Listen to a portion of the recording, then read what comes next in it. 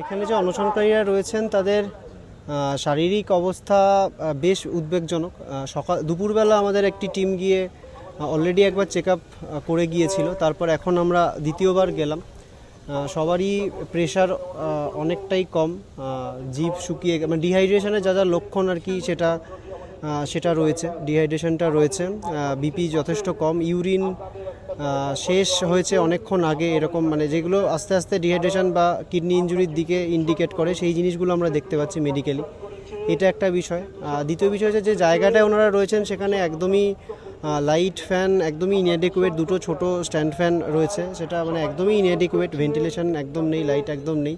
রক্ত পরীক্ষা আমরা বিভিন্ন কিছু লিখে এসেছিলাম যে এই দুপুরবেলার ইয়েতেই যে এইগুলো, সেটার কিন্তু কোনো ফলো আপ এখান থেকে আলাদা করে করা হয়নি, যে সিবিজি মাপা, সুগারগুলো মাপা, এবার সেইগুলো তো বা ব্লাড পরীক্ষা করা, ইউরিন কিটোন বডি, যেগুলো মানে প্রত্যেক মুহূর্তে